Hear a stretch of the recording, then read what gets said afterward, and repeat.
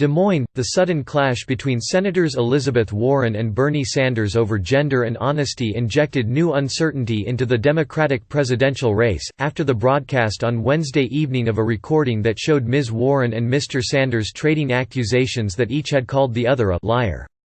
With less than 3 weeks before the first-in-the-nation caucuses in Iowa, the breakdown of a long-standing non-aggression pact between the two leading liberals in the race cast doubt on whether Mr. Sanders, of Vermont, or Ms. Warren, of Massachusetts, can unite the Democratic Party's liberal wing.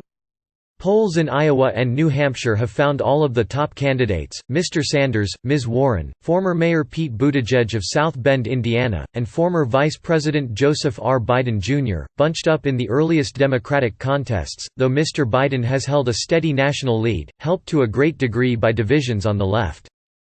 The rupture, which has already angered supporters of both Ms. Warren and Mr. Sanders, could heighten Democratic anxieties and inject negativity into the race in Iowa, where Democrats had a history of rewarding positive behavior from presidential candidates. "I think you called me a liar on national TV," Ms. Warren told Mr. Sanders after the presidential debate in Des Moines on Tuesday night, referring to their earlier dispute on stage over whether he told her in a private 2018 meeting that a woman could not be president. The New York Times described details of their exchange on Wednesday afternoon, and CNN broadcast an audio recording that night. According to the audio, Mr. Sanders responded, "What? I think you called me a liar on national TV," she said again. "You know, let's not do it right now," he said. "If you want to have that discussion, we'll have that discussion." Ms. Warren replied, "Anytime." "You called me a liar." Mr. Sanders said. "You told me, all right, let's not do it now." Tom Steyer, the billionaire businessman, approached Mr. Sanders in the middle of the exchange. "I don't want to get in the middle," Mr. Steyer said. "I just want to say, hi, Bernie." Both the Warren and Sanders campaigns declined to comment on Wednesday. The exchange on stage between the two progressives, surrounded by onlookers but wrapped up in their intensely personal rivalry, marked their most direct confrontation in the entire 2020 election. And in some respects, it represented a kind of inevitable concession to reality. If Ms. Warren and Mr. Sanders share an ideological cause, up to a point, they cannot ultimately share a presidential nomination. For Ms. Warren, taking on Mr. Sanders face-to-face risked further angering the far left, sections of which have already turned on her for the rivalry with Mr. Sanders. And while Ms. Warren was praised for addressing the subject of gender head-on during the debate, even some of her supporters acknowledge that tackling sexism so prominently could risk leaving primary voters uneasy about the implications of nominating a woman. Progressives fear the public division will benefit the moderates in the race, and, more broadly, threaten the movement they have tried to build. Leading progressive groups spent hours Wednesday trying to craft joint statements of unity while their leading political figures were in a public fight.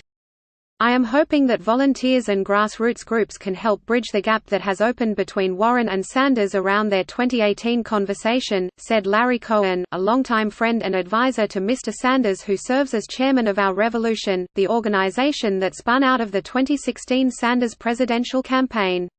"We remain focused on racial and gender justice, health care, climate crisis, good jobs, student debt and free college, the spiraling military budget and more.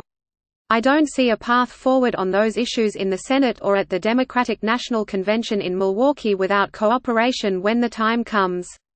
Many progressive leaders pointed to the 2004 primary as a cautionary tale, when feuding between the more liberal candidacies of Representative Richard A. Gephardt of Missouri and former Governor Howard Dean of Vermont helped the more moderate Senator John Kerry of Massachusetts win the Iowa caucus after a summer slump.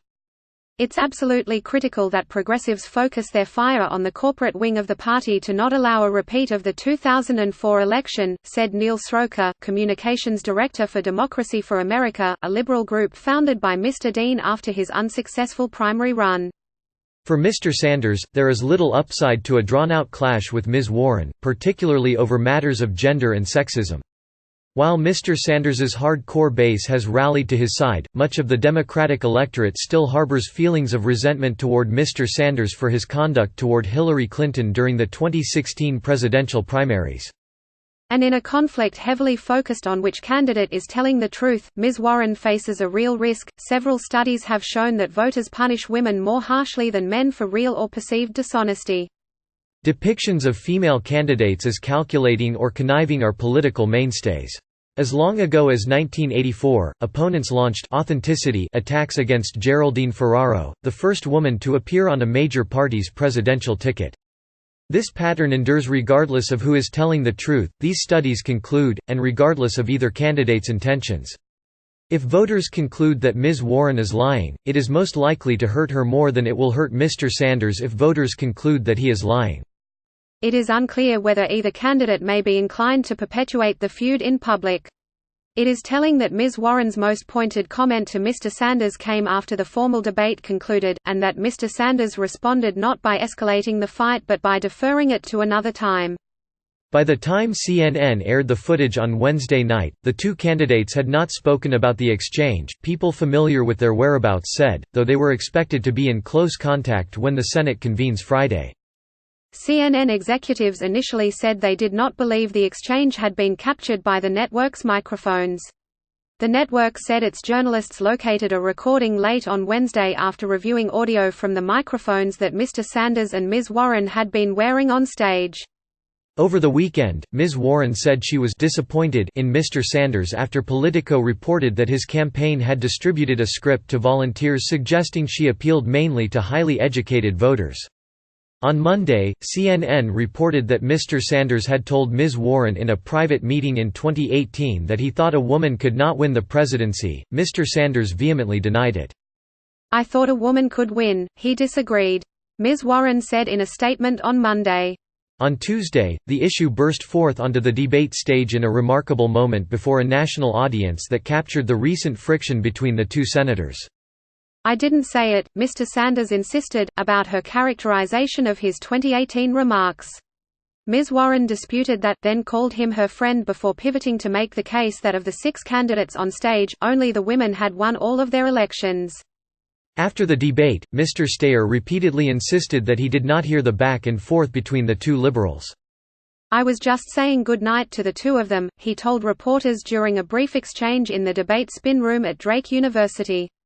"I didn't hear anything." Reed J. Epstein and Sidney Ember reported from Des Moines, and Alexander Burns from New York. Reporting was contributed by Michael M. Grinbaum, Maggie Astor and Asted W. Herndon from New York, and Lisa Learer from Washington.